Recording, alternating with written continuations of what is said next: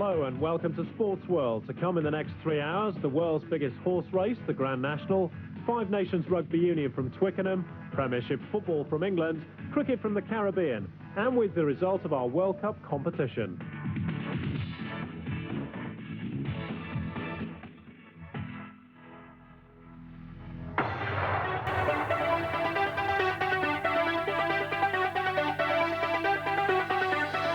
It may be the sport of kings, but last year at Aintree, not even royalty were allowed to remain on the famous old Grand National course.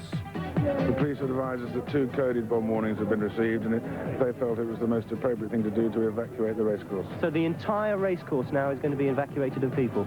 That's the objective right now, because obviously, from our point of view, the safety of the spectators is the most paramount thing. Sport and politics are frequently mixed, and sport is all too often the loser. But where the politicians all too often fail, sport simply picks itself up using the old adage, the show must go on.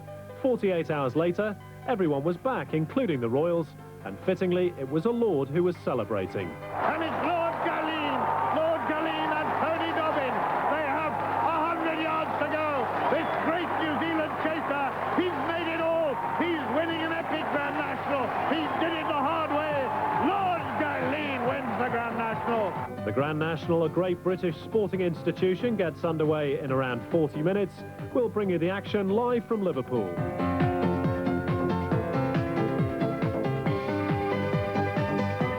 It's somewhat...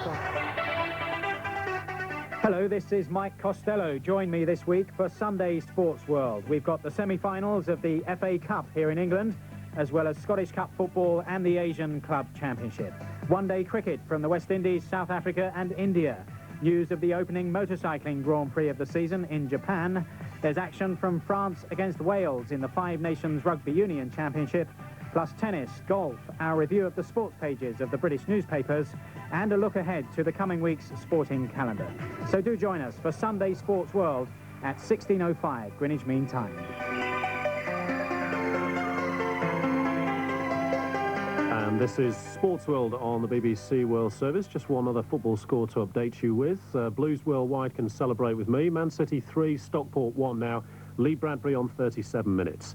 Now, it's estimated that some $120 million will be gambled on the Grand National at Aintree today. Jockeys, trainers, owners and racing fans are now making last-minute preparations for the annual challenge presented by one of the world's toughest race courses. The race is run over 4.5 miles and 30 fences, and in recent years the race has been dogged by ill fortune. There was a false start in 1993, and last year, of course, a bomb scare caused the race to be postponed until the following Monday.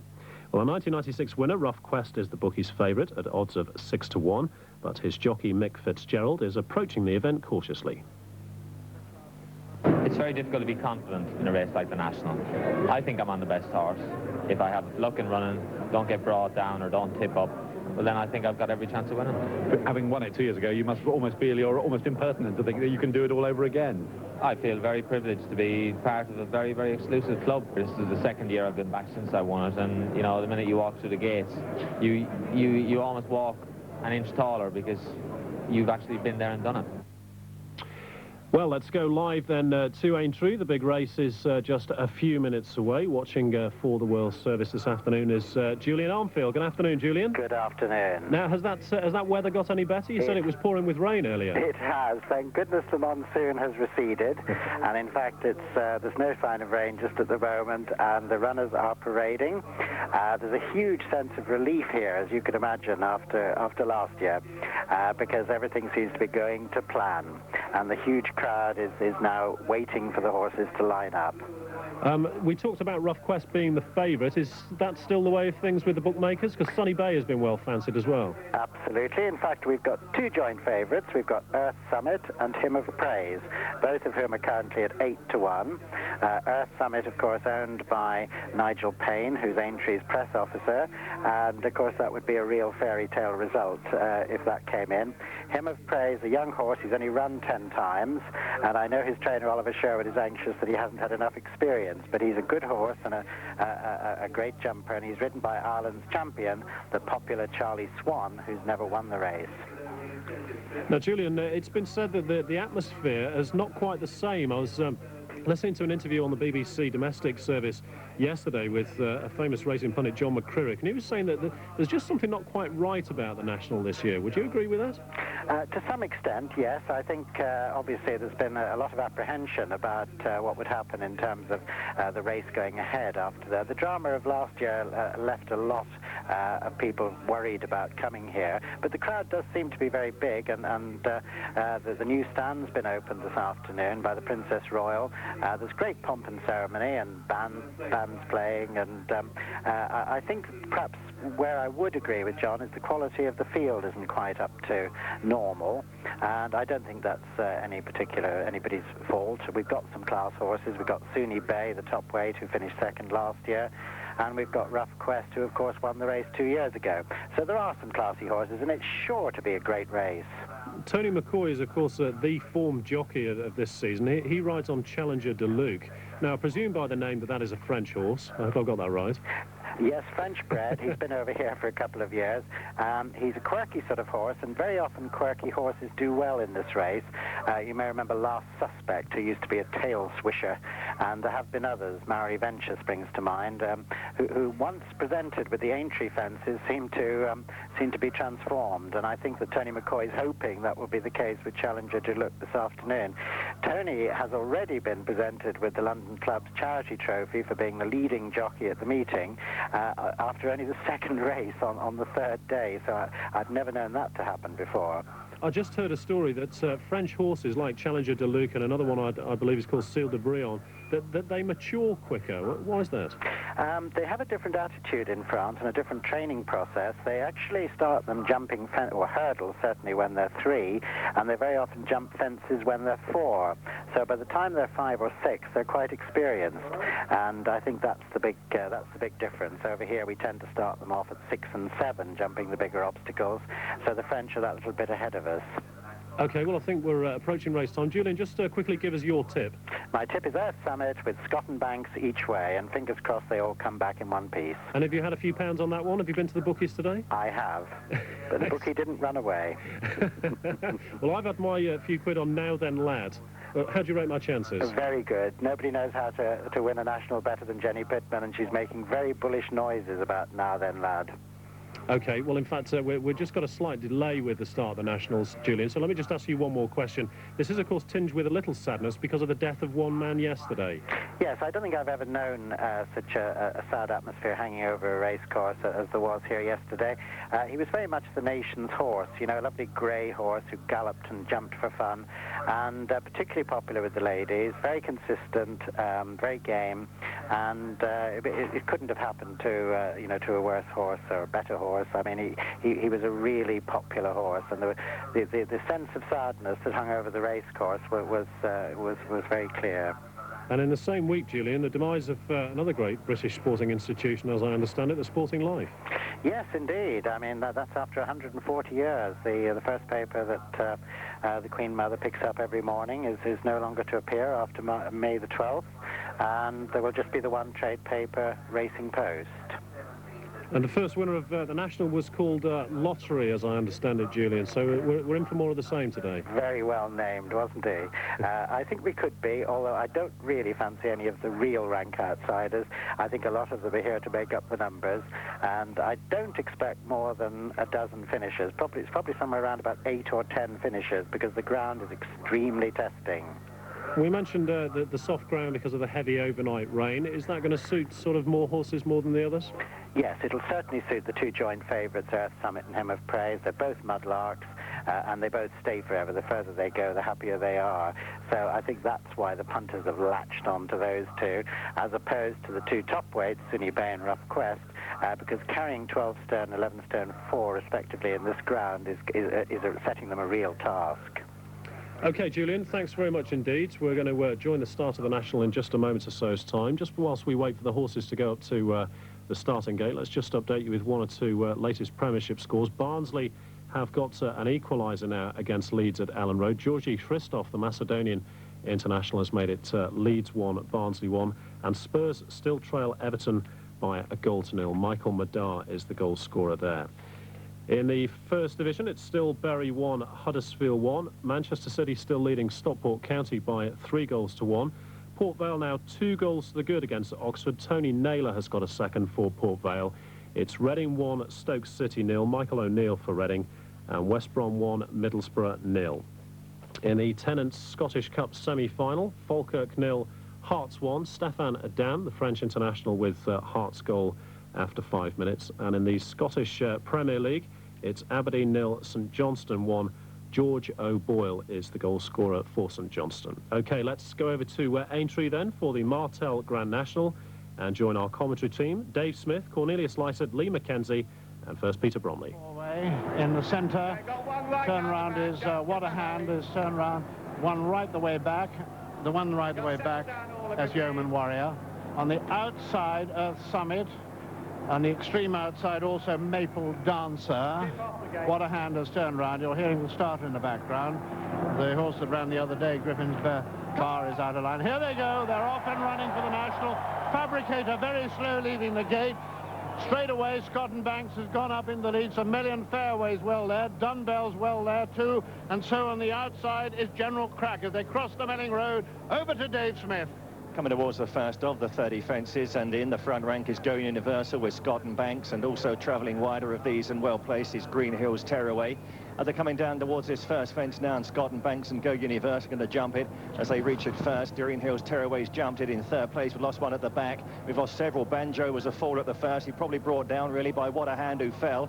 And another one that's gone at the very first fence is Pashto. The leader's now over the second, and it's Green Hills Tearaway and Scott and Banks and Go Universal are the first three. They're then chased by De Cyborgo, and behind De Cyborgo runs Hymn of Praise, and also up at the front rank as well is Seal de Brion over the ditch, and it's the first of the ditches, and a very slow jump by Cotton Banks. And there were no casualties at the second. There was one at the third though, and that was Fabricators gone at the third. So they're heading down now towards the fourth fence, and the lead is probably with Green Hills Tearaway with Hymn of Praise and St Million Fairway. They're then followed by De Cyborg, and Scott and Banks is still well there with Seal de Brion, and also Yeoman Warriors in the front line as we join Lee Mackenzie. And this is fence number 5 coming up next. Seal de Brion right up there, Dumbbell, Hymn of Praise is prominent, then Green Hill Tearaway as they come to this one. De Cyborg just about touchdown in front. Scott and Banks is there too with Go Universal. We've lost Celtic Abbey there, but they all came in now. There's one other that's gone towards the back of the field. That's Griffin's Bar. He fell some way after the fence, and Do Rightly came down at the previous one. Meanwhile, they come towards Beecher's Brook,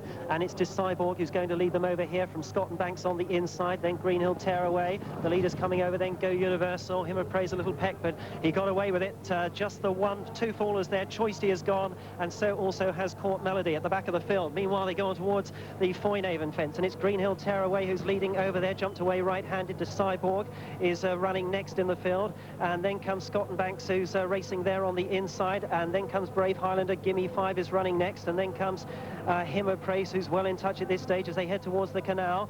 Running next then comes Pond House, who's out wide on the course, and then Dunbell, who's still chasing up the front rank, and St Million Fairway well in touch too as they came over the canal, and some way behind all the others is Damas as they jump Valentine's now, and coming over this one with De Cyborg still disputing it. Here's Cornelius Lysett. And running on towards the next, Seal de Brion is very much there with De Cyborg. Not too far away is Go Universal as they race on towards the next, and coming to it now, and it's De Cyborg who led over that one. Slight error too by Go Universal and by Maple Dancer, but still the leader De Cyborg, who's just the leader from Seal de Brion, who's just lost a bit of ground. Green Hill Tearaway goes into 2. Seal de Brion as they come over the next. De Cyborg from Green Hill Tearaway, then Seal de Brion. Another mistake from Go Universal. Also up there is Pond House now as they run on towards the ditch, which is number 11. And these two, Green Hill Tearaway and De Cyborg, go together. They come to it now, going good steady pace. The leader was Green Hill Tearaway, then Go Universal, another mistake, third Seal de Brion, then St Million Fairway, then Scott and Banks. Rough Quest goes well in mid-division. Pond House is next with Brave Highlander. Also there is Hymn of Praise and Give Me 5. At the rear at this stage, we have right towards the rear looks to be Sam Lee as they go over the Melling Road, and we go over to Peter Bromley. 2 horses out in front, a loose horse behind them. The loose horse isn't going to cause any trouble, I don't think, but it's De Cyborg who's racing with Green Hill Tearaway, and these are the 2 leaders as they begin to swing left-handed and face up towards the next fence, which is number 13. So as they go now to the fence, which will be second last next time round, this time it's number 13, and the leader is still on the inside De Cyborg, on the outside Green Hill Tearaway.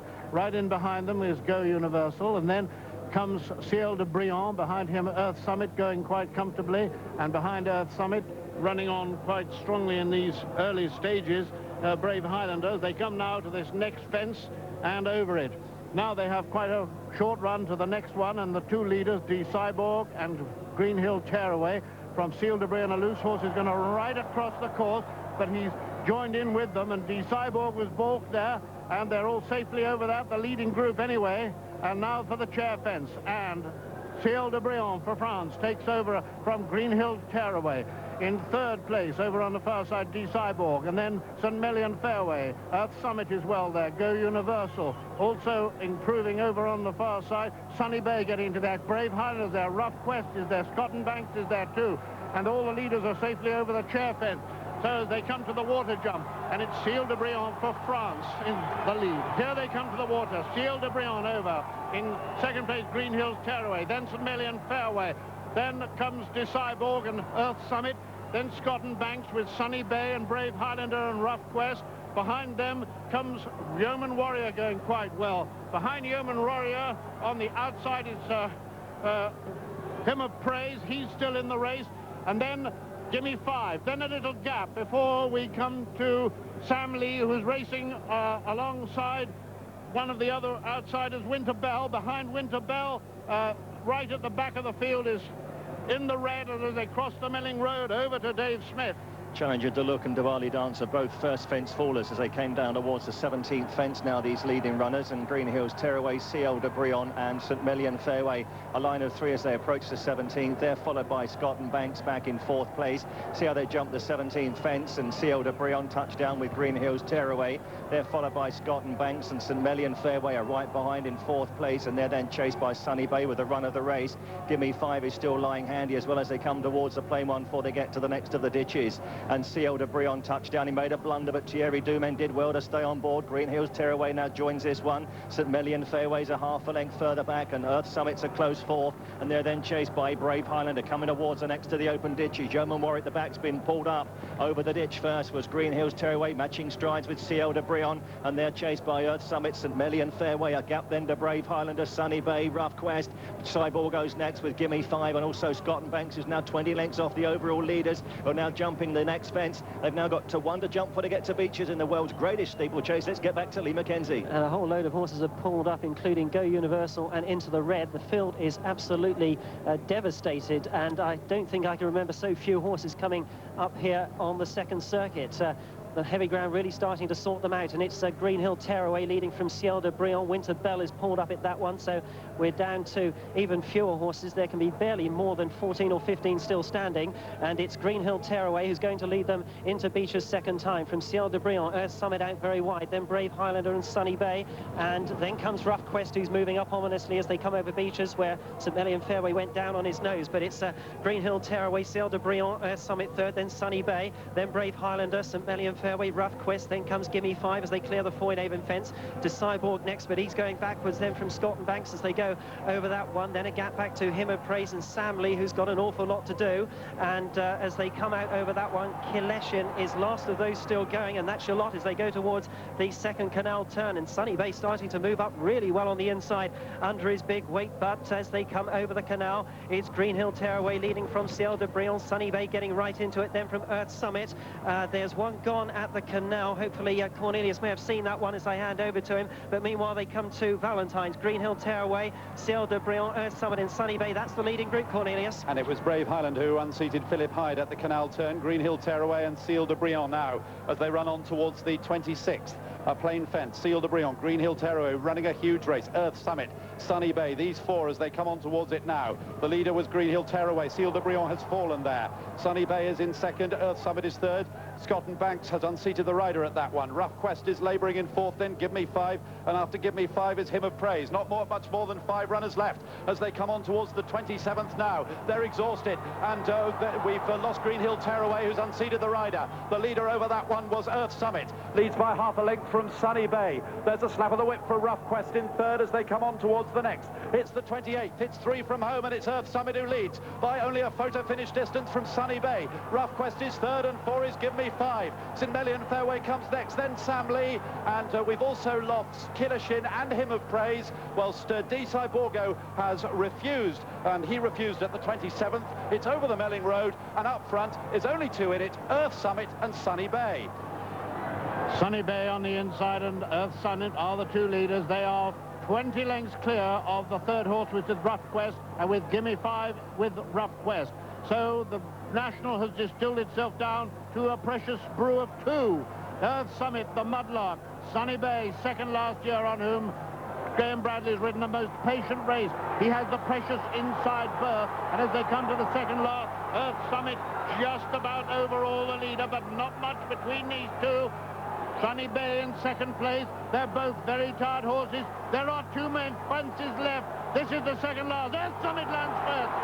Sunny Bay looks as if he's destined for second place again. You need a telescope to see the third. That is Gimme 5. 1 more fence to jump, and Earth Summit is going to lead at the last. But Sunny Bay won't give in. Coming to the last, Earth Summit safely over from Sunny Bay.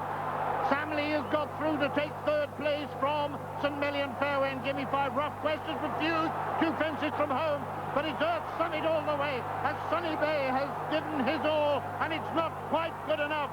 The weight is going to tell here, but Sunny Bay will not give up. Earth Summit leads at the elbow. 5 lengths, I should say it is, and so he comes into the straight. Earth Summit, owned by the Earth Summit sponsors syndicate. 25 yards to go. They're both extremely tired horses, but Earth Summit has a 6-length lead, and that's going to be good enough. Earth Summit wins for Nigel Payne and his syndicate. Earth Summit wins the Grand National. All out in second place. Sunny Bay, second for the second year running. There's going to be a tremendous race for third place. They're not nearly 100 yards from the post. It's going to be Sam Lee and Richard Dunwoody who are just going to peg St Melian Fairway for third and fourth. Sam Lee is third, St Melian Fairway fourth, and just coming in is Gimme 5, almost on his knees. Looking back, I think Rough Quest has actually refused 2 out, so he didn't complete the course, so that is all there is to finish. And I'm just counting 1, 2, 3, 4, 5. Well, you predicted 5 finishers: Earth Sunny Bay, Sam Lee and St Melian Fairway, and the only other one to finish was Gimme 5. And we'll have reaction to the National in part 2 of Sports World, along with Premiership football. That's all coming up after 5 minutes of World News Now, read now by Vicky Marriott. It's 15 hours, Greenwich Mean Time, BBC. Service. Let me tell you that Earth Summit won the Martel Grand National at Aintree a little bit earlier on. Earth Summit, the 7-1 favourite. He beat off the challenge of Sunny Bay in second at 11-1. Third was Sam Lee, 8-1. And fourth, St Melian Fairway, 20-1. Well, our reporter watching in Liverpool was Julian Armfield. He joins us now on the line once again. Julian, your impressions of this race, the bookies, I suppose, were right again. Yes, they were, and so were we, luckily. We picked Earth Summit, as you know, and there are very emotional scenes here. I mean, Nigel Payne, who is the press officer at Aintree, is a very popular character, and he's been running the press office here for many, many years. He's always thought the world of this horse, who's won a Scottish National and a Welsh National, and they've been planning for this for a long time, so it was great to see the plan come true. So an interesting story, I understand, about trainer and owner. Well, Carl Llewellyn, what a lucky jockey he is, but what a great national jockey he is. He gave the horse a great ride today. Carl, who rode the winner on Party Politics some years ago, came in for the ride that day because the original jockey broke his leg, and he got the spare ride and won.